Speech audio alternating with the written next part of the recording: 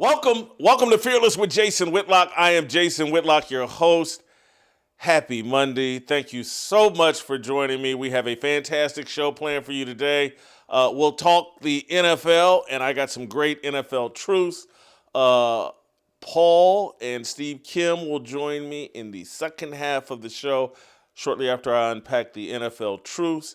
But we're going to start the show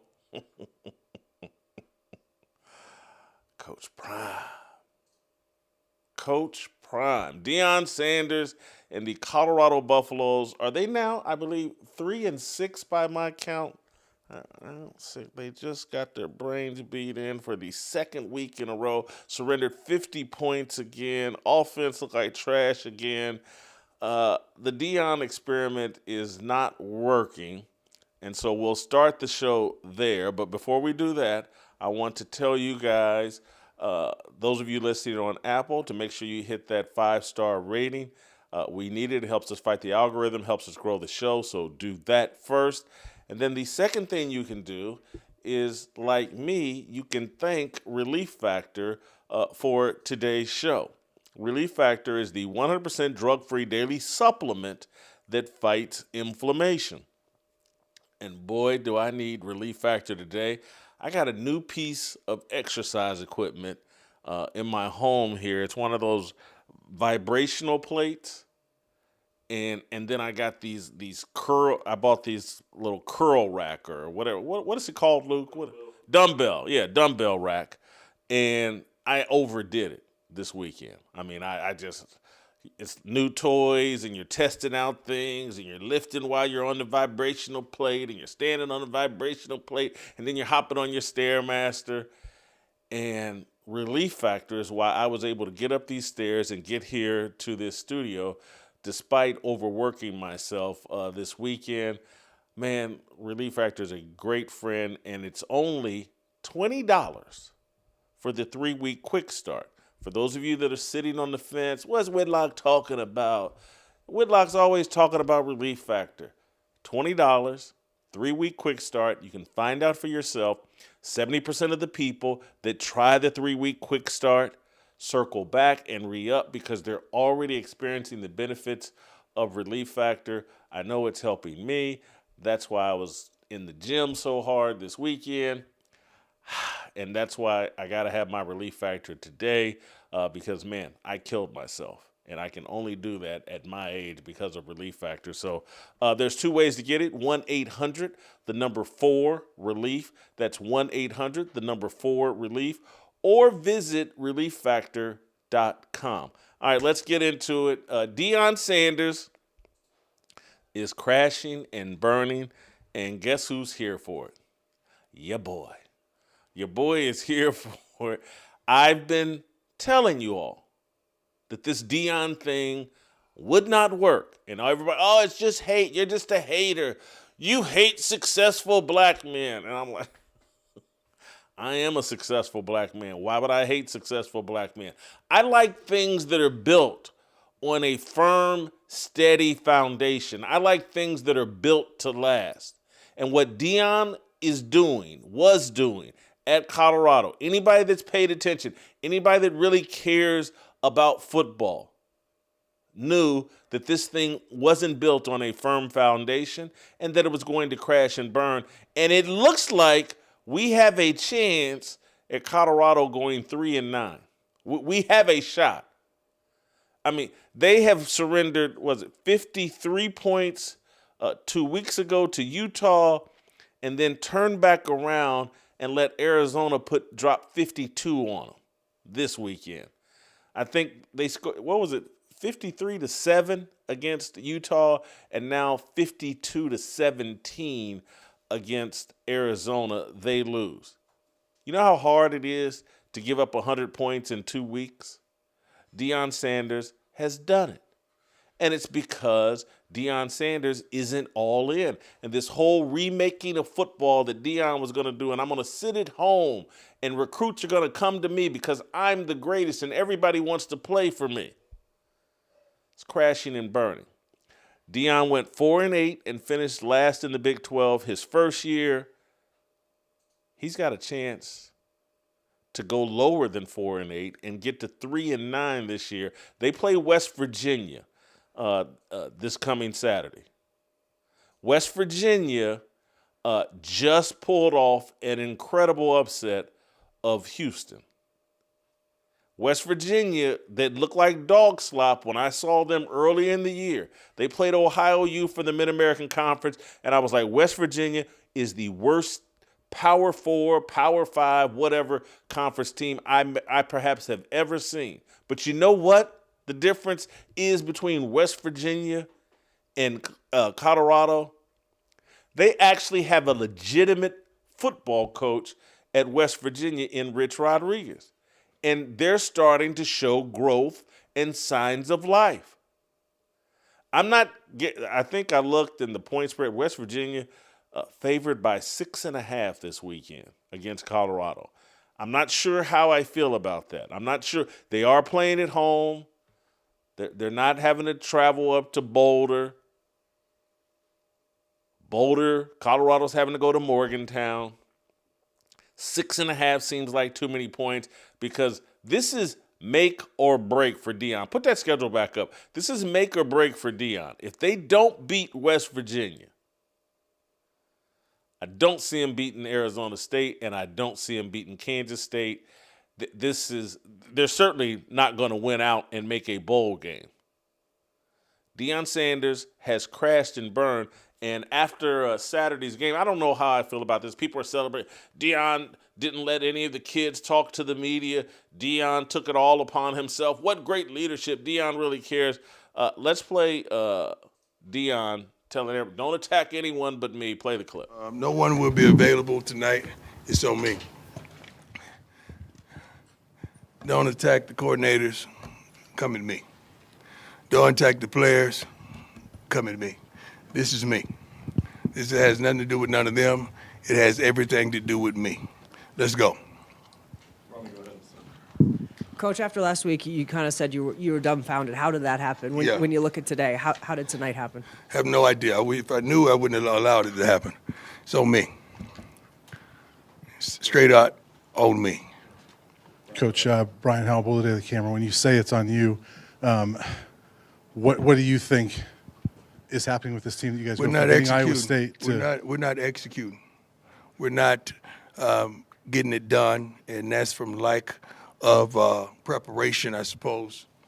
That's on me. do you think this team's checked out? No, sir. I know this team personally. I know this team intimately. I know a multitude of the players. They hadn't done that. I know when a player quits. I know a quitter when I see one. Hadn't seen that. I know a coach who didn't lay a good foundation. And you lay a good foundation so that you can survive the adversity. When your team is grounded in true leadership concepts, when there's no racial idolatry in the locker room, when there's no favoritism in the locker room, when there isn't a pecking order, when the coach isn't involved in a million different things and more concerned about doing interviews and hyping himself. When the coach isn't concerned more about Shedeur Sanders and what's going on in Cleveland as opposed to what's going on in his own locker room. Yes, Deion's health is a legitimate excuse. He is not the first head coach to deal with major health issues during the season, during the offseason. But that's why you build a culture, a real one, and a foundation. That's why you don't invite every hip-hop, materialistic, rap fiend, junkie, rapper into your environment and make them a part of your team. The concepts, the radical materialism, the degeneracy that works for a rapper, you want no parts of that in your locker room. And I don't care how many 7-on-7, how many football practices are littered with and lathered in rap music. None of it contributes to a winning environment. Deion built a program on sand, Deion built a program based on his persona, prime time. He's run around and called himself Coach Prime, made everyone call him Coach Prime.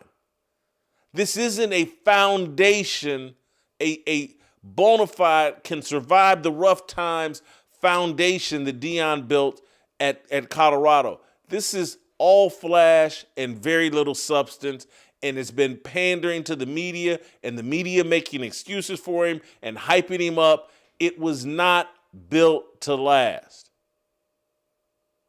And that's why they're regressing.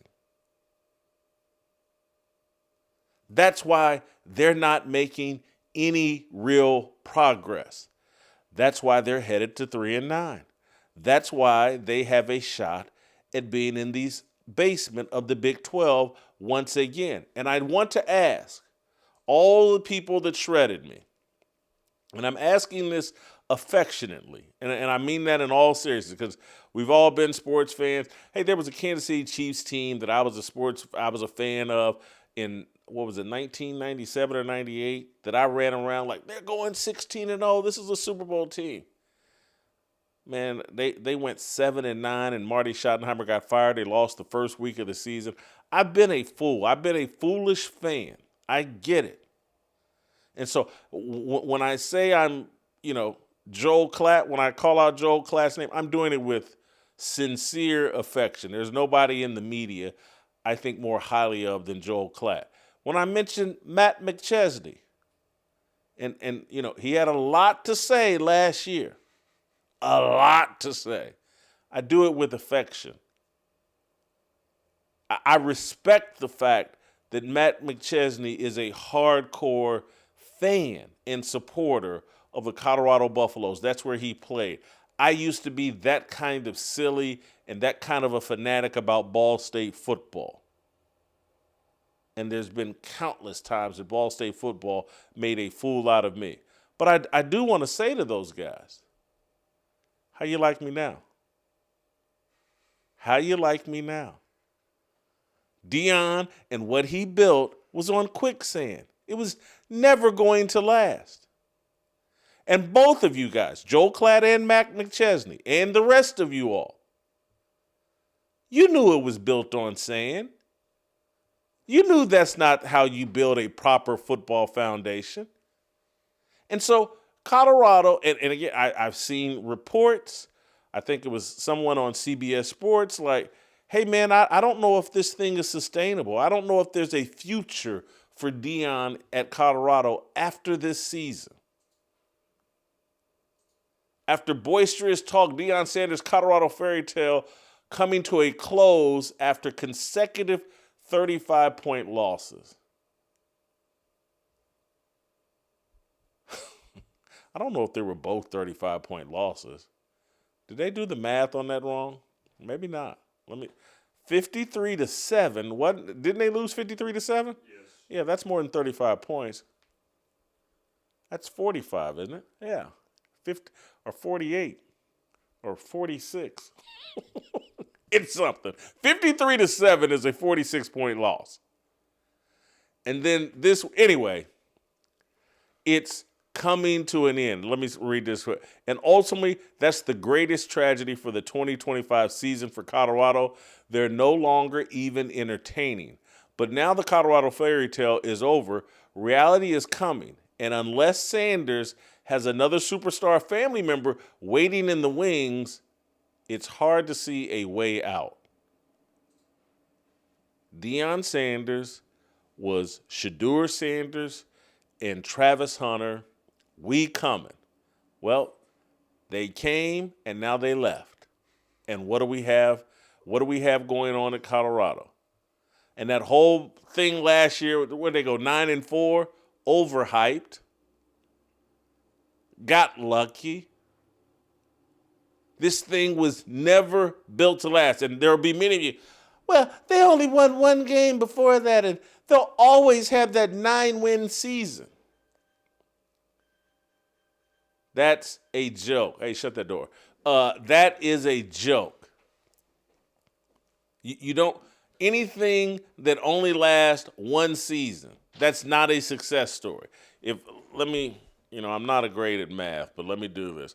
If he went 4-8 the first year, plus 9-4, isn't that 13-12? I think that's 13-12.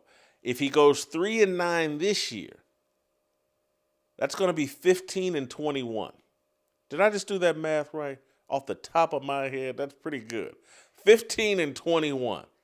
That is not a success story. That is a failure, just as I told you. And why Whitlock's a hater? Why is he smiling? He's happy that Deion lost. Hater? No. I'm happy that the approach that Deion took failed. Because we don't need other coaches taking that approach. We don't need that to be the brand of black college football coaches. Everybody cut corners. Everybody invite rappers. Everybody invite racial idolatry into your program. It's not Deion that I dislike. It's the approach. And the approach is unbiblical while Deion calls it biblical. That's what I don't like. Perfectly fine with Deion. Don't like his approach. Would love to see him correct his ways. I don't think he's going to get another shot here at coaching a major football program in college or the pros. But, crazier things have happened. Who knows? I think Deion walks away. He got Shedeur, retired his jersey, had a good season in Colorado, got him drafted in the 5th round. Deion's job is done. He can retire and say, hey, look, I got Shedeur to the NFL. Because that's all this has ever been about. It's never been about he grafted Travis Hunter into the family. But everybody else, all transactional, all about servicing Deion's ego and making Shedeur appear to be some all-time great college football player worthy of having his name put up in the stadium after one good season. Cordell Stewart, I don't think his number's not retired, but they retired Shedeur's. I hope Joe Klatt, Matt McChesney, I say this with love. Was it worth it? Was it worth it? Back in my day when I was more secular, we'd call this the one pump chump. And no one was ever satisfied by neither the man nor the woman with a one pump chump. That's what Deion did for the Colorado Buffaloes. One pump. Now back to factory settings. Program's going to be worse off in the aftermath. After all this money they've blown on Deion, worse off. Anyway, I think I'm done here. That's all I want to say on that. Be mad at me if you want to, but you had to know this was coming, or you should have known this was coming. If you had just listened to me. There's certain things that I know. Football is one of them. And when I see things that are so unsound as it relates to football and leadership, and I call it out, and you can, it's working, and this, what else was Deion going to do in Colorado? Why not do what Kirk Cignetti is doing and has done at Indiana? It's just as hard. I think Colorado has more 9-win seasons than Indiana. Colorado could have pursued something better than Deion.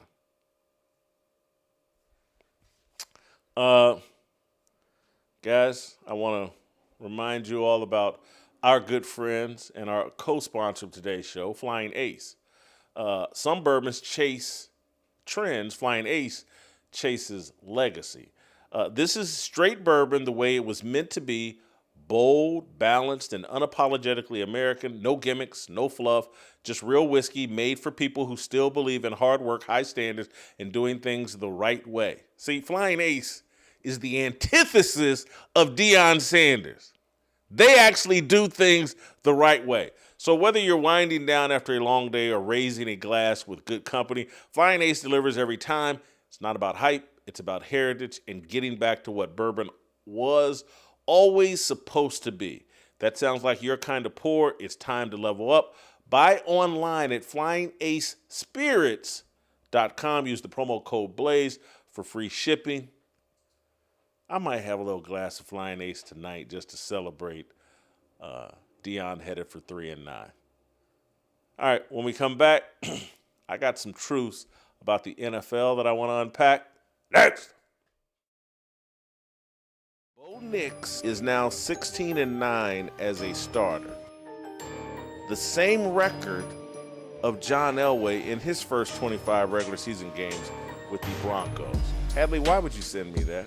Did you just try to compare Bo Nix to John Elway? Are you really that retarded? It's one of the dumbest takes I've ever heard. Then after that, I could have gone on. He sent me all these stats. Compare John Elway threw this many TDs and this many interceptions in his first 2 years, and Bo Nix has done this. Hadley's the guy off to the right of TJ Moe. Bo Nix has thrown this many TDs and this many. Hadley, 2 different eras. It's a ridiculous comparison. Don't you ever mention Bo Nix and John Elway in the same sentence ever again in a note to me. John Elway is the greatest quarterback of all time. Yes, I said it, and I mean it. And yes, I know what Tom Brady accomplished. I know all the Super Bowls he's won, but I know quarterbacks, and I know when I see the GOAT, and it's John Elway. And he doesn't belong in the same sentence with Bo Nix. It's a fireable offense.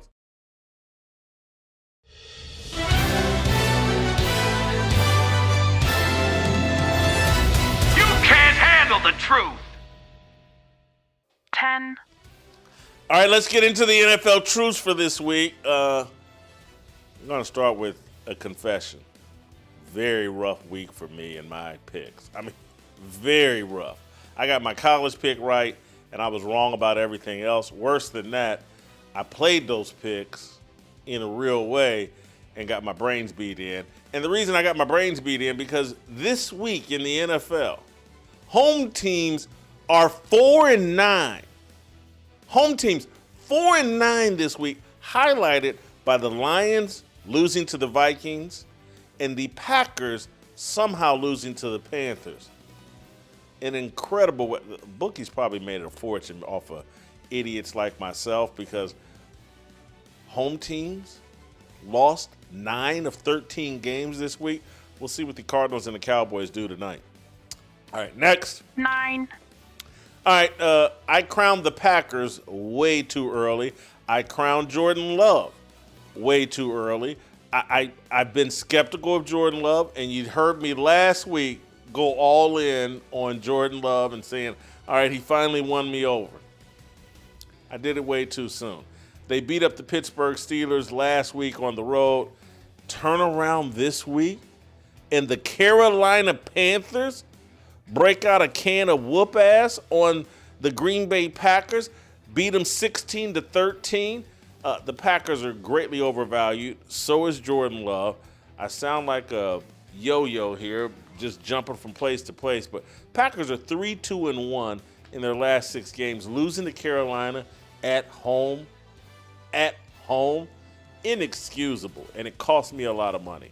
All right, next. 8. I'm not bouncing on the Indianapolis Colts. No dice. This is a fluke loss. Don't overreact to them losing. The Colts had 6 turnovers yesterday.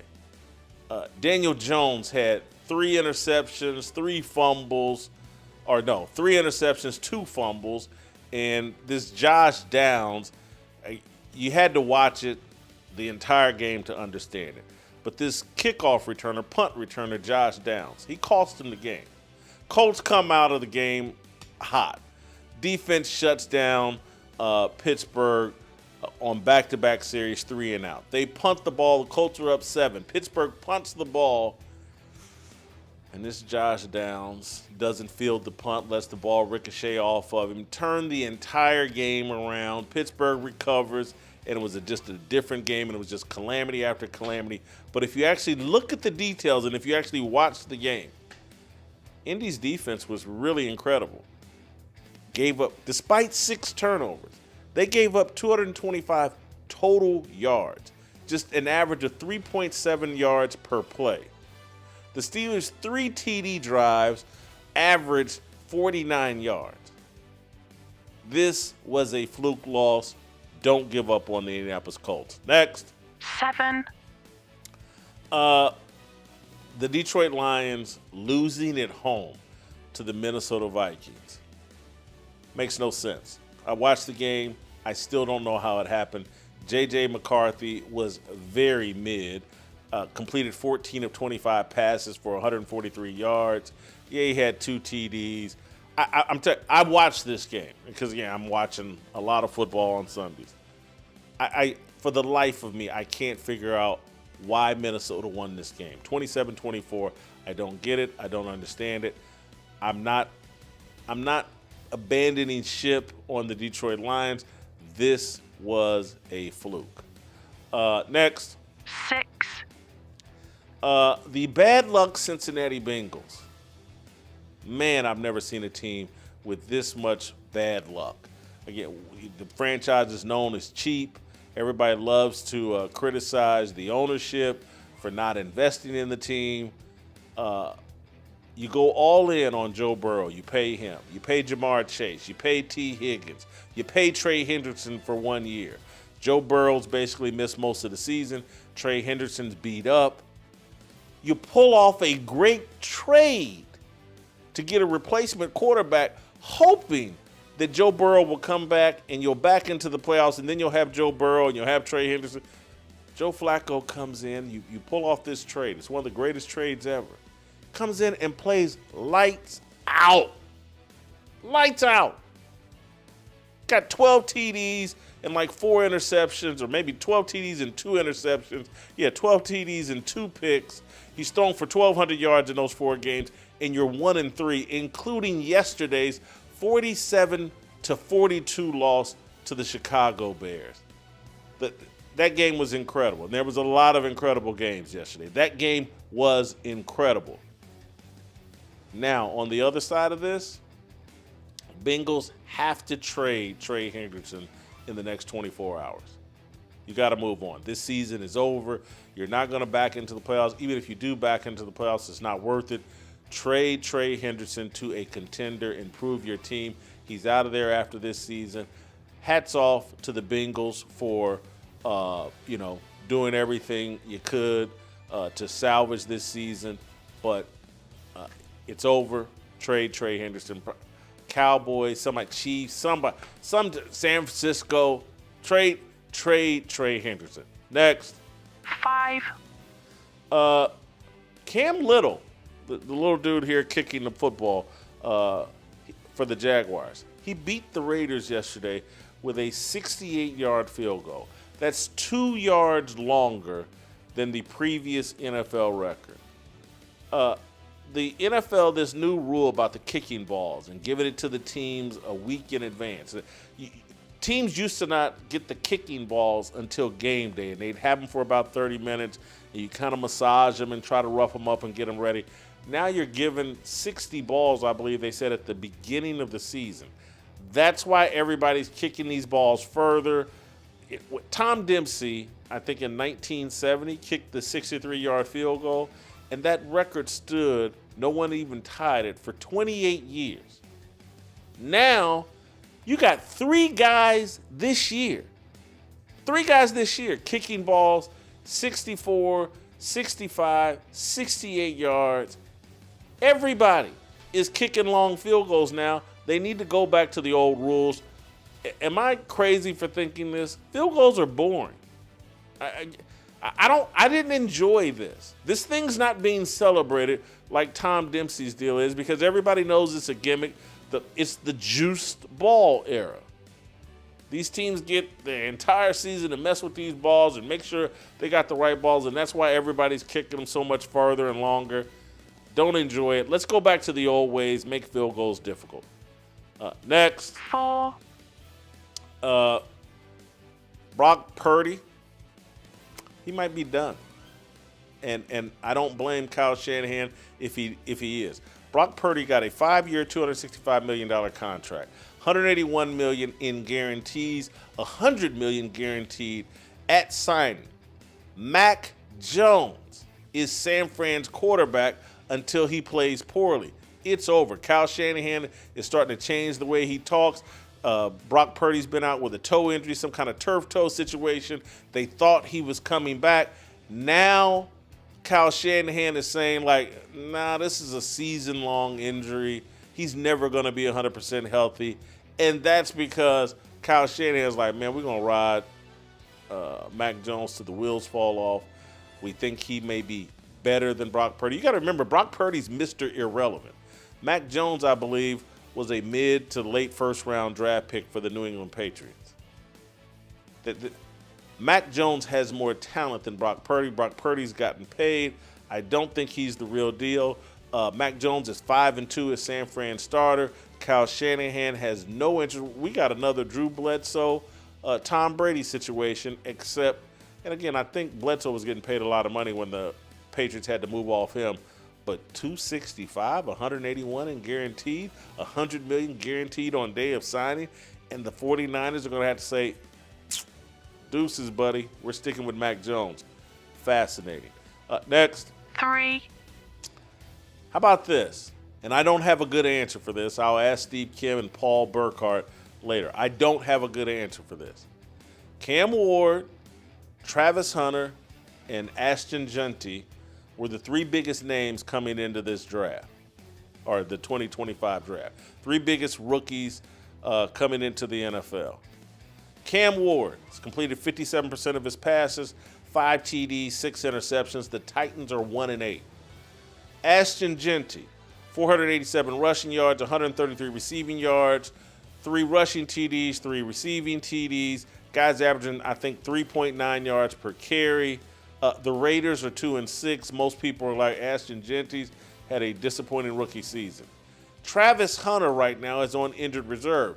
298 receiving yards, 1 TD, 28 receptions, 11 tackles, 3 passes defense. Jaguars are 5-3. And I'm going to ask Steve and Paul this. Of those 3, which one has the best chance of success of moving forward? Who's not? Somebody's going to be a bust in this group. Maybe 2 are going to be a bust. Maybe all 3 are going to be a bust. We know Steve Kim's in the bag for Cam Ward, but these 3 have been disappointing this year. We'll talk about it more with Steve and Paul. Next. 2. Josh Allen is inappropriately back at the top of the MVP race after the Buffalo Bills knocked off the Kansas City Chiefs last night. What was the score? 27-20 or 27-21? I can't remember. 7-point game. Buffalo beats the Kansas City Chiefs. And now the odds, all the MVP odds, Josh Allen is back at the top of that. Why? Is Matt Stafford not the best quarterback in the NFL so far this season? 21 TDs, 2 interceptions. Josh Allen has thrown 13 TD passes. Now, he's rushed for 7 rushing TDs, but he's got 20 TDs combined, rushing and passing. Matt Stafford, 21 passing TDs. The Rams are 6-2. What am I missing here? How is Matt Stafford, I believe, is number 4. It's Josh Allen at number 1, Pat Mahomes 2, Drake May 3, and then Matt Stafford. What's the problem with Matt Stafford? Why can't he get the love that he has earned? And I'm someone, hey, I like Josh Allen, supporting for MVP last year. But he ain't the MVP this year. Not right now. Not right now. I would have Matt Stafford number 1, and I might have Drake May number 2. Finally, next. This is going to take me some time to unpack this last one. You know, ESPN and all the racial idolaters, they've spent the entire year. Black quarterback, black quarterback. Half the starting quarterbacks in the NFL are black. This is the first black quarterback to fart and complete a pass on 3rd down. This is the first black quarterback to have painted fingernails and win 3 games in a row. Black quarterback, black quarterback, black. That's all they want to talk about. Black quarterback, black quarterback, black quarterback. So we're tracking here the black quarterbacks. And guess what the combined record of the record number of black quarterbacks in the NFL is? 47, 70, and 2. That's a 40% win percentage. I'm not rooting against the black quarterbacks. I don't know, Whitlock, man, you just saying all that stuff for the white folks. No, I'm saying it because I'm keeping it real because I'm so tired of the racial idolatry. It's unhealthy. And all the caping up that gets done for the black quarterbacks. It's unhealthy. It's inappropriate. It's unbiblical.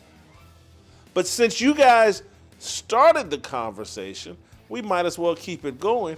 Maybe Anscape or Landscape will do a piece on the black quarterbacks and the 47, 70, and 2 record of the black starting quarterbacks this year in the National Football League. Jacoby Brissett, 0-2. Jaden Daniels, 2-4. Justin Fields, 1-6. Tyler Huntley is 1-0. Jalen Hurts is 6-2. Lamar Jackson, 2-3. Jordan Love, 5-2-1. Patrick Mahomes, 5-4. Kyler Murray, 2-3. Michael Penix, 2-4. Or is that 3-4? I'm sorry, Michael Penix. Dak Prescott, 3-4-1. Spencer Rattler, 1-7. Geno Smith, 2-6. C.J. Stroud, 3-5. Tyrod Taylor, 0-1. Cam Ward, 1-8. Caleb Williams, 5-4. Russell Wilson, 0-3. Bryce Young, 5-3. 47, 70, and 2.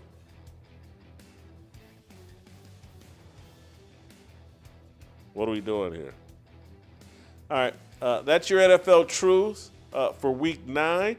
When we come back, Steve Kim, Paul Burkhardt, next.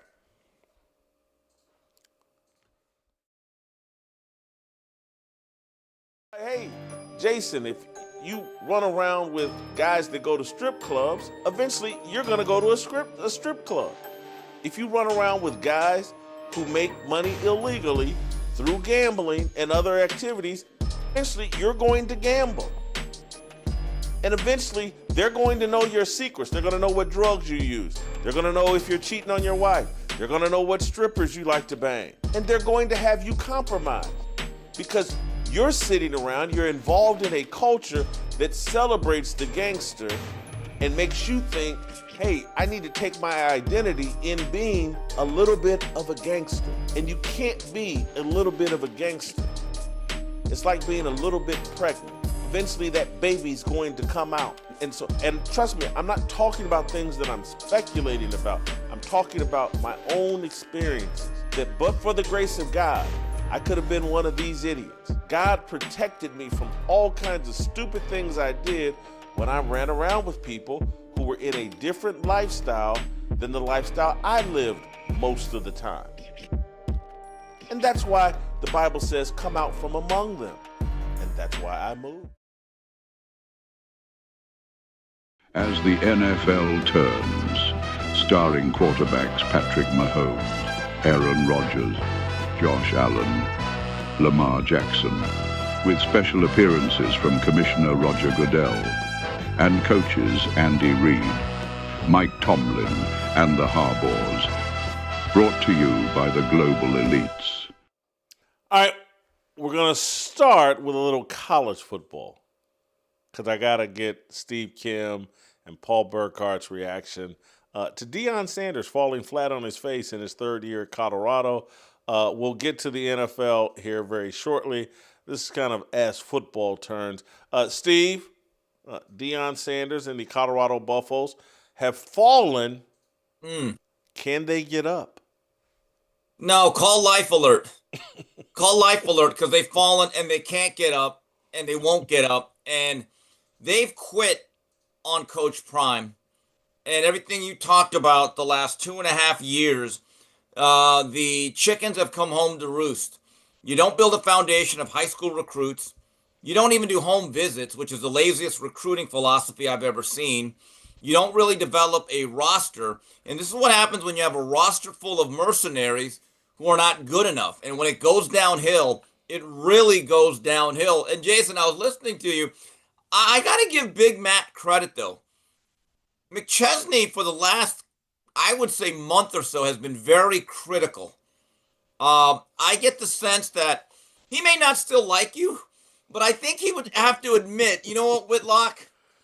You're not as dumb as you look. Maybe you got this one right. Because I've actually been listening to him, and even before the 2 blowouts against Utah and now Arizona, he had started to see cracks in the armor. And now at this point, we are at that stage where it is the iceberg denting the Titanic, and now everybody is looking for a lifeboat. Well, Steve, can you broker a reunion on this show between me and Matt McChesney? Or do I need to reach out to JB for that? Because I still got love for Matt. I know he spoke very critically of me and profanely, but I knew my time was coming. Can you broker that reunion? You know what? Call me the Asian Henry Kissinger. I'm going to use my diplomatic skills. We're going to bring people together, and it's going to be like the Camp David Accord. We're all going to shake hands, all put our hands in together. We're going to bring this about. Now, it's interesting because when I watch these shows, and he hosts a Colorado show that's a daily podcast with Bailey Price, and they've been very honest about it. And Matt McChesney, here's what angers him. It's not just the losses, because, wins and losses happen, and human nature takes over. What really offends, not just upsets, but offends Big Matt is the lack of adherence to any tradition.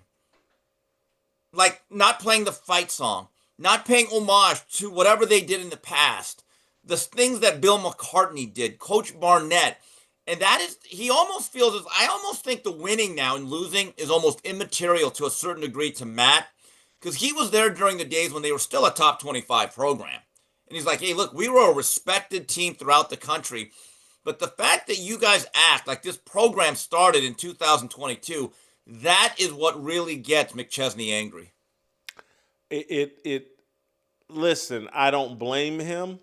I think these things were evident back then. Look, I'm not going to rub it in his face that I was right and he was wrong, even though I was right and he was wrong. I'm not going to rub it in his face.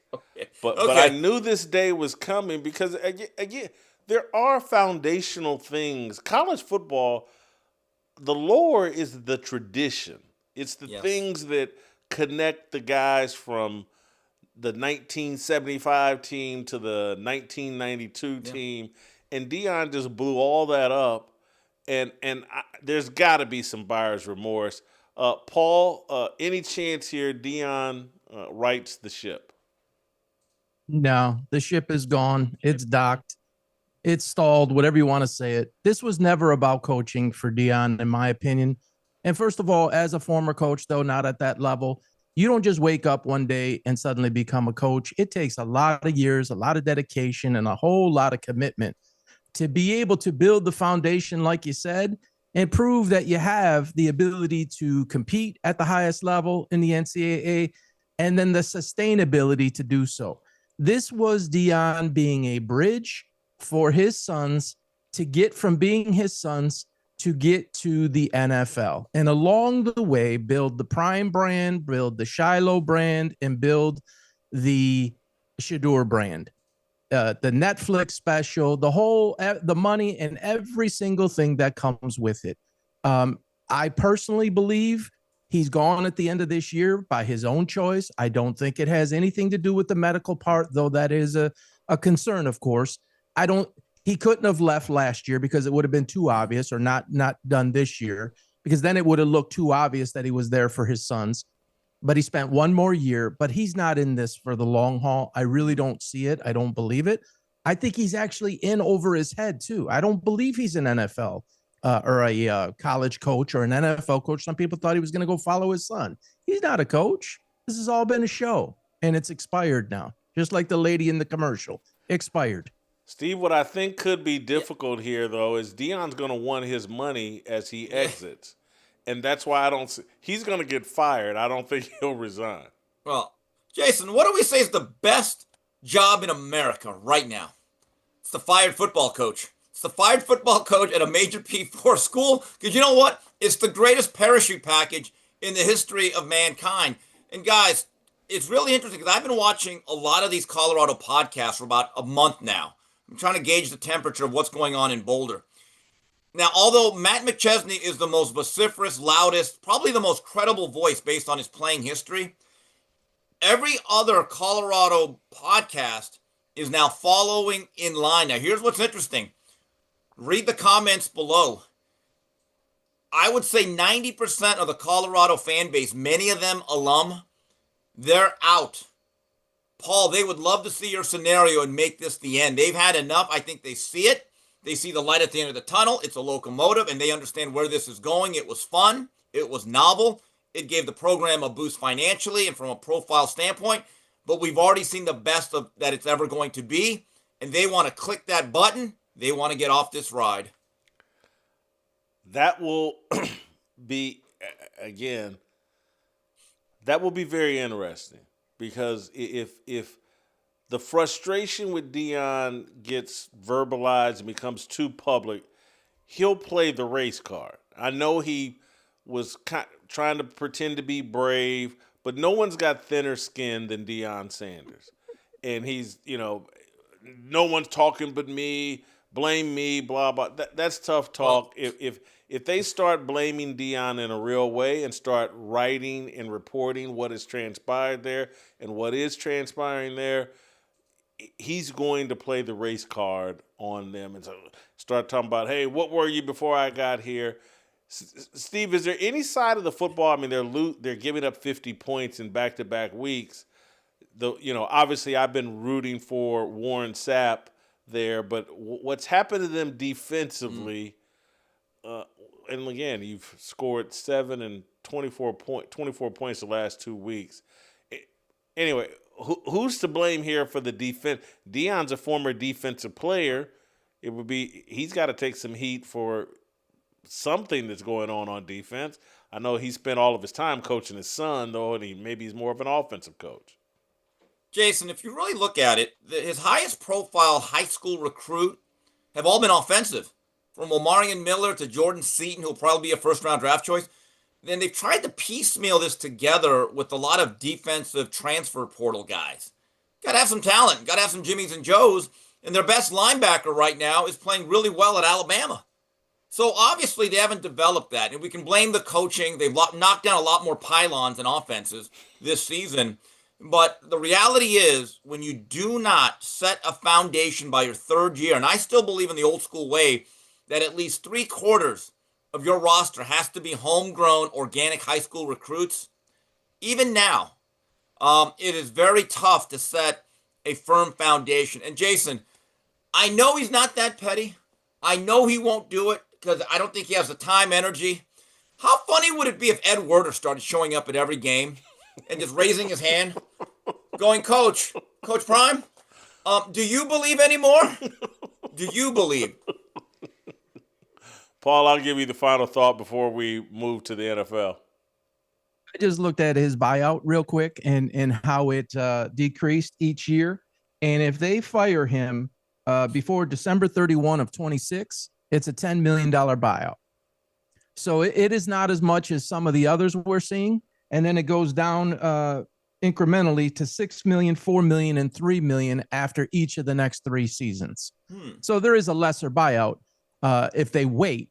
But to what extent are you going to damage your program in any credibility that you may have earned or any visibility that you may have earned?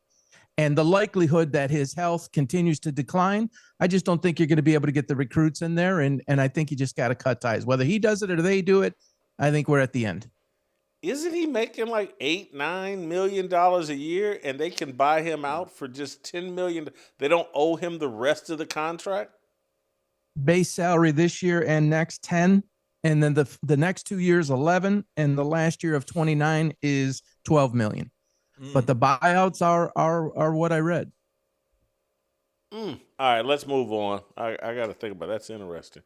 I got to think about that one. Let's move to the NFL. Colts and the Lions both lost over the weekend. Which team do you trust more to rebound and revert to form, Colts or Lions, Steve? You know, I'm a big Lions guy. I love America coach Dan Campbell, but they just don't have the same juice for whatever reason. And Jared Goff looks older and slower in the pocket. It's just sudden. It happens. He's never been athletic, but even now, it seems like any hint of pressure up the middle freezes him. So he might be at that stage where he's turning the corner on the bad end. I still like the Colts. I believe they're still built to win 12 to 13 games. Daniel Jones had a hiccup. I believe, and maybe this is foolhardy, in the first week of November, he will be one of the finalists, major candidates for the MVP. It was still a road game. And they're an indoor team playing on grass as the weather turns. So it happens. A lot of things against them. But overall, as I look at the Colts and the way they're constructed, I still see a very solid football team that's going to win 11, 12 plus games. I had you going the other way, but I don't mind being wrong. Paul, who you like more? Who do you trust more? I knew this was coming. The Colts victories are against the combined 7-34, including 2 wins against the 1-8 Titans. The future is very bright for Indianapolis, but it is built on a house of cards right now as they are an incomplete team. Defensively, they have holes all over. Love the Daniel Jones story. I'm happy he got out of New York. I'm happy that there's a construction of an offense where he can develop and succeed. Jonathan Taylor's been terrific. What we will find, I believe, over the next few weeks is you will see teams key on Jonathan Taylor and force Daniel Jones to beat them. And I don't believe he has the ability to do that. Now, when you're able to freelance with Jonathan Taylor and get whatever you want, and this goes to your point here in a moment about Jared Goff, Steve, is when you have the ability to run the ball like that, almost any quarterback can do anything that they want. And so they've been able to get anything they want, but their 2 losses are against the Rams and Steelers, a combined 11-5. So they haven't performed well against the better teams, and they performed very well against the lesser teams. In terms of the Lions, if you don't know by now, born and raised. Paul. Hopefully you've just taken a dump on my hometown Colts. Not that they're my favorite team, but are you sure about these numbers? Because Denver they beat Denver and they beat the Chargers. The Dolphins are 2-7. The Titans are 1-8. They beat them twice. The Raiders are 2-6, and the Cardinals are 2-5. You're leaving out Denver and the Chargers, though. No, I understand. Denver. 5 of their victories are against 7-34. Oh, okay. That's what okay. I didn't hear the 5 Jason, of their team. Yeah. Didn't they outplay the Rams? Didn't Adonai Mitchell just kind of drop the ball right in their lap? I thought they outplayed the Rams. On the road, by the way. You're right. Paul, you're 100% right. If you eliminate their high-quality victories, they haven't beaten anybody. None. You're right. Yeah. And then 2 very good teams they lost to, the Rams and the Steelers. So the Lions part of this, I have more faith in them. They are more tested. This 5-year run that they're on, this is the 5th year. 2 seasons, obviously, in the playoffs. In my opinion, and I'll just take away my Detroit bias here, they have the number 1 or number 2 best coach in the league. They have some problems on the offensive line right now, which is what's causing, I think, what you're seeing, Steve, is some of the challenges with Jared Goff. But again, sacked 5 or 6 times yesterday, pressure in his face all day by the king of blitz schemes, Brian Flores. He didn't turn the ball over. They just couldn't protect him. And in their losses, or where they've looked really poor this year, it's been an inadequate offensive line, which if you follow the Lions, we all know where this is derived from, where they lost Frank Ragnow, their Pro Bowl center. And then they've integrated 2 new pieces and a replacement and moving guys over to replace him. And they haven't fully got it. It's not coordinator related. It's not John Morton related and Ben Johnson being gone. It is the continuity of the offensive line that has created these issues, in my opinion. And I believe they'll be fine. They will work through it. And they are still my Super Bowl team against Kansas City in the end. Steve, I'm looking up something, so I want you to respond to that while I get this last piece of information. If Detroit is able to go to a Super Bowl, and they're still a loaded roster, Brad Holmes does not get enough credit for what he's done on both sides of the ball. He's been consistently as good as any GM on draft day, as anybody, Howie Roseman included. I believe Dan Campbell should be bronzed, as Keith Jackson would say, because it'd be an unbelievable job to lose 2 coordinators to 2 head coaching jobs. These windows are relatively short. I just don't. You know what's funny, Paul? Even though they didn't give up a lot of passing yards yesterday, I don't like that secondary still. It just seems to not make plays when needed. Well, they're beat up. I mean, DJ Reed, who they brought in as a prize free agent, I mean, they've been up and down. Arnold out. Branch was out, suspension. You know, Amik Robinson goes out, comes back yesterday. They are beat up, and it's been a constant trend. Everybody goes through injuries. But yes, there's some issues there, but I want to see them get back healthy with DJ Reed. He's expected to come back in about 2 weeks. And I'd like to see them at full strength with him to better assess. But you're spot on point there. Paul, but I would, Jason mentioned in the intro real quick here about Trey Hendrickson. Brad Holmes is very financially careful with what he does. Yeah. They're in great cap position, but I have a feeling we might see a little splash here at the end. Trey Hendrickson, I have a feeling, and there's a lot of buzz in Detroit going on right now, that he might end up in the Honolulu blue and silver, opposite of Aiden Hutchinson. Wow, that's an interesting take. It almost makes up for the fact that you discounted their 2 high-quality victories. This is almost like telling a guy that dated Sydney Sweeney, well, other than Sydney Sweeney, what have you really done? Can't take it back. I forgot you're such a Colts fan. My bad. Yeah. Well, I'm just. Anyway, I'm going to move on. We got Josh Allen. Vegas has Josh Allen at the top of the MVP race, and they got Matt Stafford 4. That makes no sense to me. Does it make sense to you, Steve? I guess it doesn't. There's familiarity, and Stafford is thought to be at the end of his career. Guys, he's making throws 2 or 3 other quarterbacks can make. Honestly. I know Coach JB has talked about this for about 50 years, but you want to talk about a guy that is a pure pocket passer that can throw the ball into tight window spaces, anticipate throws, throw guys open, and be accurate consistently. I mean, that shot he threw to Puka Nacua down the sideline, I'm like, who else could have made that throw the way he did? He should be right in the thick of that MVP race. And Jason, maybe I'm being prisoner of the moment, but you know what team was really impressive last night? And I think this is a guy that has had a career renaissance. Sam Darnold and the Seahawks. That's a young, hungry, loaded roster. And the thing that's impressive about Seattle and what Sam Darnold can do, they can actually play under center. Not a lot of teams can do that. So that means they can run downhill and they can absolutely kill people with the play-action pass game. I'm looking at Seattle thinking I would not sleep on them. That looks like a real team. Seattle's a great team, sleeper choice to win the Super Bowl. I think it'll be very hard for Sam Darnold to win the MVP. But, he got through 35 TDs last year in Minnesota, so that you can't call this a fluke, and so he probably can sustain it. But Matt Stafford at 6-2 with 21 TDs and 2 interceptions. I don't understand how he's 4th in the MVP race. Paul, your thoughts? It's so subjective. All of those guys are worthy. Mahomes, Allen, Stafford. And I'm going to make some people that follow me and friends and family, they're going to flip out right now because I've been a Matt Stafford hater pretty much my entire life, his entire career. I didn't like him when he was with the Lions, but I got to say this. I'm going to say it loud and clear right now on your show for the first time. Matt Stafford right now is playing the best football of his entire career, and it's not close. And he's 37 doing this, and I have to attribute this to Sean McVay.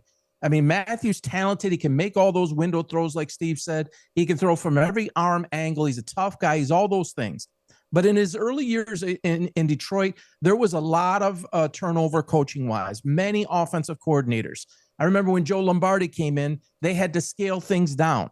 Sean McVay unlocked Stafford, which is why they gave up so much for him and why they took that risk. He is a better quarterback right now at 37 than he's ever been in his career. He is as deserving as any of those guys. And 21 TDs and 2 interceptions, my goodness. And that's real. That's not any type of fake statistic that's just gaudy and just looks good. That's legitimate. And he's done it with Nacua and when Nacua's been out. Yeah, I think he's got 16 TD passes in his last 5 games and no INTs. You know, the guy's is hot as fish grease and should be, in my view, the leading candidate for MVP. And I know, you know, I was in on Josh Allen at the beginning of the year. I was in on Baker Mayfield. Here we are at the halfway point, 9 weeks into the season, and Matt Stafford just keeps inching up and up and up. I want to move on. This is an interesting one here, guys. Brock Purdy. Is he done in San Francisco, Steve? Oh, do you mean Brock Pip? I mean, let's go back about 4 years, Jason, when we first started this. You and I were high on Mac Jones. We like Mac Jones. People forget. No, you did. You did. I got to be real. Yeah. I was suspicious. You did. Go ahead. Okay, well, you know who's obviously suspicious was Belichick. So suspicious he got him 2 defensive coaches to be his coordinator the next year. I never understood that, but let's go back. The guy does great things at Alabama. He helps Devontae Smith win a Heisman. Rookie year, people are thinking this is going to be a terrible team. He actually leads them to the playoffs, makes a Pro Bowl for whatever that's worth. And then Bill Belichick decides that Matt Patricia and Joe Judge, they should be the guys to continue his development. And then he went into the abyss. And now he lands in another quarterback-friendly situation with Shanahan. And here's what I think the bottom line is. Purdy's okay. He's serviceable. But as I watch Mac Jones, he can touch more areas of the field with his arm strength than Brock Purdy. Paul, Purdy done? Yeah, the Joe Judge comment is spot on. If Josh McDaniels had Mac Jones, he'd be doing then what he's doing now. They heard him and his progression. As it relates to Purdy, he's 25, Mac's 27. You know, I had to look this up this morning just to double check because I was getting a little carried away with Mac myself. 3-2 in 5 starts, 6 touchdowns, 4 interceptions. And Purdy was 4 touchdowns, 4 interceptions, 1 win, 1 loss before he got hurt. Obviously, the money is not even anywhere in the same spectrum. $250 million versus whatever Mac's getting. How they project forward, this is a tough spot to be in. I don't know if you could just throw away Purdy. This is a really tough thing. And I know there's no way you're going to keep both, right? Yeah. If you choose Purdy, you're trading Mac and you're going to get what you can get for him and vice versa. But it's going to be harder to move Purdy if you choose to go that route because of the contract. Yeah, Paul, this kind of reminds me, it's not a perfect analogy, but last year, as Sam Darnold had a monster year for Minnesota, you kind of knew they invested into a rookie quarterback. And going into that last weekend against the Lions, which was for the division, you said, wow, if Darnold wins this game, the Vikings have a very tough decision. And then as Darnold had a really bad playoff game, the decision kind of made itself. But here's the reality. Brock Purdy with that current contract, I'm not so sure there's that many teams that would be willing to take that on. I agree. I don't think they would. I don't think anybody would take it on. Weren't the Patriots in a similar spot as it related to Tom Brady and Drew Bledsoe? Didn't Bledsoe have a huge contract at that time when they had to move on from him? I think he may have been the highest paid QB in the NFL at that time. I do think Mac Jones, aren't they saying he's 5-2 this year as the starter in San Francisco? Not 3-2, but I could be wrong because they've played 9 games, and if he started 7 of them, does that mean Purdy's only played 2 games this year? Jason, to your point about Belichick Bledsoe, if you read some of the books from like Seth Wickersham that detailed all of this, I don't think it was a very difficult decision for Bill Belichick after that Super Bowl when they beat the Rams. Belichick believed that Bledsoe was a really good quarterback. He didn't necessarily love him, though, in terms of his decision-making. If you go back to the history of Belichick, he does not fall in love with veteran quarterbacks. Ask Bernie Kosar. He cut Bernie Kosar in 1993. I never realized this till I read some. They were in first place. Flat out, Browns were in first place in 1993, and they asked Bill, Coach, why did you make this decision? And Belichick goes, just declining production. Just like that. So the guy is, that was a case where we think it was a tough decision. To Belichick, I really don't think it was. I'm going to move on. I'm going to ask Paul this question first because I already know Steve's answer. And so Paul hopefully will gang up on Steve here. Cam Ward, Ashton Jeanty, Travis Hunter. 3 highest profile rookies for 2025. All of them struggling to some degree. Perhaps, anyway. Who's more likely of this trio to become an NFL star? Ward, Jeanty, or Hunter? Steve, can I apologize in advance? Now, last year, I didn't watch any player more than Cam Ward. I was actually a Cam Ward fan. That being said, I had Jackson Dart far ahead of him going into the draft. That's all on video on my platform. He went to a horrible team, and I was really concerned about that for him. I knew the management and ownership was a mess. I knew the coaching situation was a mess. They don't have any type of, offensive weaponry over there. And it's just first overall pick usually gets that. So I want to give him his fair shake on that. And he's not 100% of the problem. Of those 3 guys, and I'm not a Jeanty guy. I never was. I had Travion Henderson also on video, ranked higher than him. I thought the Raiders should have never took him at 6. The value at 6, you don't take a running back when you have holes all over your field. Travis Hunter, of those 3, I see projecting to be the top of those 3 guys. He will not, though, I don't believe, be able to play both sides of the ball to do that. I think ultimately he's going to end up being a wide receiver. I think they want to use him more as that, and I think he has higher upside that way. So Travis Hunter of those 3 is who I have.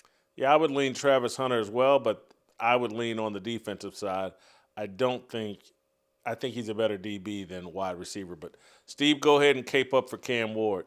All right, hold on. First of all, with Jeanty, I don't understand the Raiders. If you're going to take a running back in the first 6, 7 picks of the draft, and many running backs don't get a second contract, why are you putting him on layaway? I would like to see a month of games where they say, Gino, stop throwing games away. We're going to give it to the rookie. Let's see what you have when you have 20-plus touches. They have not really done that consistently. As it relates to Cam Ward, not only does he have the worst set of receivers in the league, they make up for it with maybe the worst offensive line. Now, here's the one thing that he's got to get better at. He holds the ball way too long. If that thing was a grenade, his nickname would be Lefty. And that's the one thing. The stuff he did at Washington State, at Miami, does not translate. They have to get better around him, but I do see flashes. So, look, this could be Troy Aikman in 1989. I heard the same thing as a kid when everyone said he didn't win, this and that. Steve Walsh actually won the one game in 89. You have to surround Cam Ward with better pieces. I don't think he's going to be a bust. But again, Derek Mason ain't walking through that door, and neither is Derrick Henry. He has very, very little help. Now, Paul, to your point about Hunter, he's going to have to make a decision, or the organization for him. Before you do everything, you got to do one thing. And I keep reminding people, everyone talks about Deion Sanders going both ways.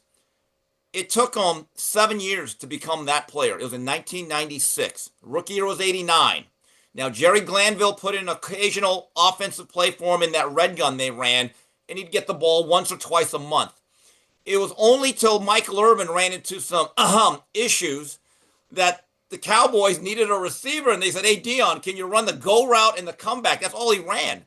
If you actually watch those games, Deion did not have a complete route tree, because guess what?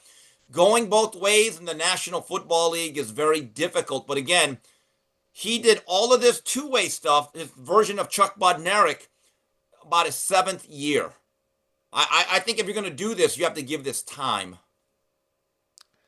Agreed there. I final topic for you guys, and then I'm going to let you go. And we'll return to college football. Brighter future, Dabo Swinney, who lost to Duke, or Bill Belichick that got a big win this weekend. Who do you expect to have more success in 26? Dabo Swinney or Bill Belichick?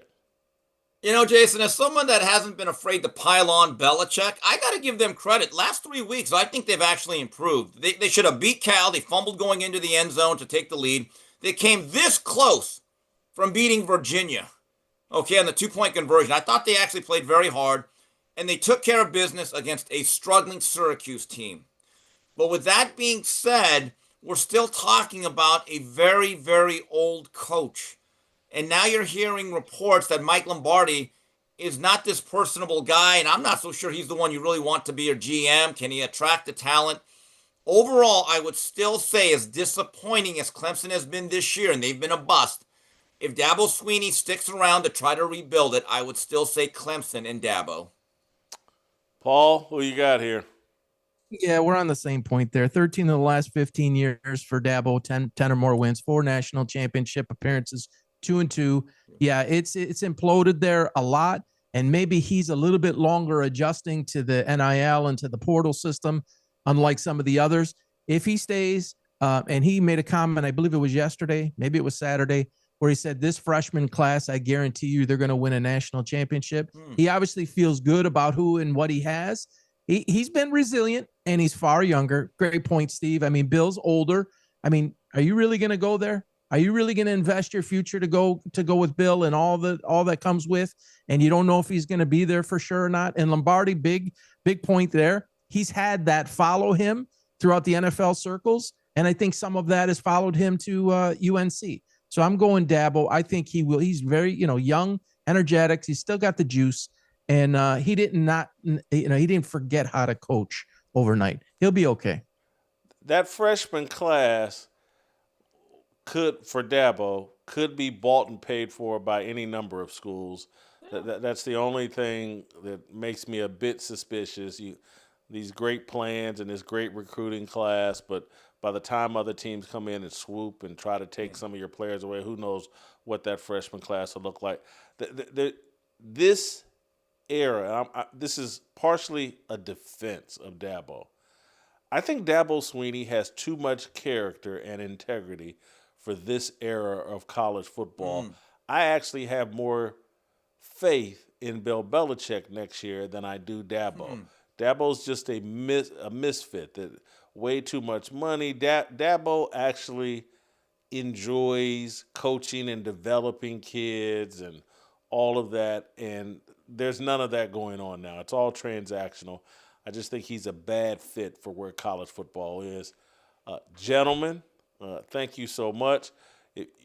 Not going to ask you this, but if you want to stick around and watch, I'm going to play a clip of Matt McChesney going off on me last year. We're going to end the show with that. So anyway, you guys, thank you so much. Great job as always. Luke, let's hear from Mac McChesney last year when he thought, I was an idiot. I'm tired of this pep. I didn't know we were going to talk about him on the show today, but I'm already in a mood. And look, dog, I did a show with this guy to be professional, and it didn't work. This guy, he is the epitome of just like curdled milk, dog. He just sits there and stinks. Yeah. And he's got all these fucked up opinions, and he's supposed to be super religious, yet he judges everybody. And I'm a godless heathen atheist, so I don't give a fuck which side of the fence you're on. When you're dead, you're dead. All right? Yeah. Have fun being the dirt. So I don't really care about that part of it, other than he preaches and then he talks shit at the same time. Cognitive decline? What the fuck is this fat piece of shit talking about? I mean, look, if you're a hater of Deion, which God knows JB is one, he hates everything Colorado. If you say anything Colorado, JB's going after it. So I have no doubt that he played this clip. Of course he wants this. He probably giggled about it and shit. I don't think it's funny. I think it's ridiculous. I got Coach Prime and CU's back. Jason Whitlock in the face. I think that this is stupid, and I don't want that fat piece of shit on my show again. Look, I'm all about that, but Jason Whitlock doesn't hate. That is some conspiracy theory bullshit. Coach Prime is in cognitive decline. Come on, dog. The only person that sounds like Kamala Harris is you over there choking on Whitlock. Let's be real, dog. We want to start comparing politics. All right? Coach Prime could run for president and win. You'd run for president in Mexico, maybe. I mean, come on, dog. They're not. Let's be real. What we're talking about here. If we give this piece of shit a platform like we just did, then we get to talk about him.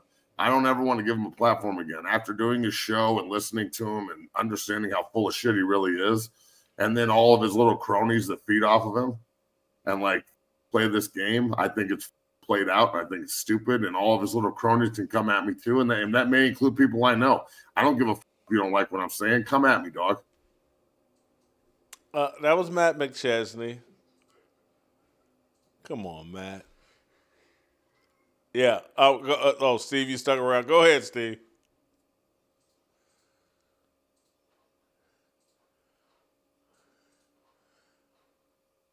Ow! I just love that. What? What? How is that messing it up? I mean, it's kind of like it's like 58-0, and you decide to run it in from the 1 yard line with like 20 seconds to go. I had forgotten how angry Matt was, and you know what I didn't understand was I don't think you took any cheap shots. But again, Matt is a connected guy, and he loves the program, to his credit. And he sees what's going on, and he understands this isn't even about getting blown out the last 2 weeks. This is about what is this scorched earth policy going to look like? Like after you drop a bomb on it, you see all the wreckage, right? And you're like, we're the ones who have to rebuild. Deion gets to just leave. And I think that makes him angry. But I'm going to reach out to his producer, Bailey Price, and I'm going to tell him, hey, watch the show, that Jason Whitlock would just like to have a civil discussion and to see where do things stand now between you and Coach Prime. But I think I'm going to go get one today because my man uses the word dog every line. Gentlemen, that's it, and that's all for us today. We'll play tomorrow, and we'll see you tomorrow.